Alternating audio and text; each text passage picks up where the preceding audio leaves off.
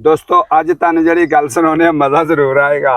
गल सुन के तुहाडी हसी नहीं रुकेगी। रुक जो इन्हां दी हसी कोई ना। दोस्तों आ जिहड़े गोरे इन्हां ने ना मोटरसाइकिल यामा जो जामा तैयार किया ना, यामा मोटरसाइकिल तो उदों इन्हां ने ना मोटरसाइकिल तैयार करके ते इन्हां ने आख्या भी इहदा नां रखना। वो नां रखण लई ना उन्होंने कोई मुल्क नहीं छड्डिया। यूरोप मुल्कां च गए, जिन्ने भी मुल्क आस्ट्रेलिया, जर्मन, फ्रांस, इटली, अमरीका, बड़िया बड़िया मुल्कां दे विच गए भी इहदा नां रखिए। अच्छा और जिथे कोई नां दसन आखण नो ये नहीं नां चंगा।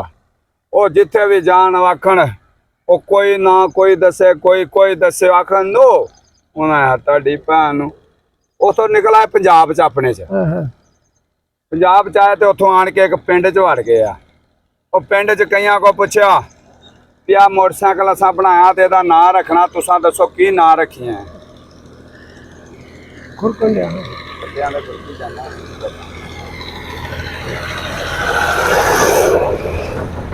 पंजाब च आए तो उत्थे एक पिंड च वड़े तो उन्होंने आंदे लोकां नूं दस्सिया भी असां मोटरसाइकिल बनाया ते इहदा असां नां रखना है। जिहड़ा इहदा नां जे सानूं पसंद आ गया ना इहदा नां, असां उस बंदे नूं बड़ा नाम देवांगे ते खुश कर दांगे, नाले सारी जिंदगी वो मोटरसाइकिल ते ओहदा नां ही चलेगा।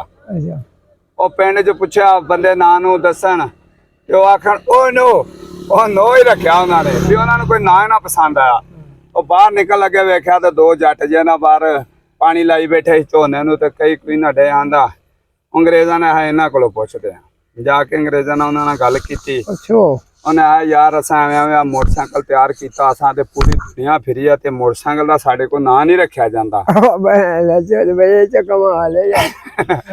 उन्हें आदा नां दसो। उन्होंने नां दसे कई, वो जेड़ा नां दसन अंग्रेज आखण नो। वो 7-8 वारी पुछया, दूवे जट परेशान, उन्होंने ना गुस्से दे विच बहुत आ गए। फिर नां दसन आखण नो। जदों 9-10 वारी हो गया ना उन्होंने बड़ा गुस्सा चढ़ गया। जदों अंग्रेज ने उन्होंने फिर नां पुछया, जट गुस्से दे विच आण के आंदा या मां। वो आंदे ओ ये नाम आंदे भी ये नाम बड़ा परफेक्ट है। उन्होंने भाई ओहदा नाम या मां रख दिता मोटरसाइकिल का। अच्छा वो जट्टां दे कहण ते भाई जट्टां नूं ढेर नाम दे दिता उन्होंने ते उदों दा जट्टां दा ही नाम चलन दिया यामा। ते भाई इस गल्लों यामा मोटरसाइकिल बनया। जे साडी वीडियो चंगी लगे तो लाइक कमेंट शेयर जरूर करना। पाकिस्तान जिंदाबाद।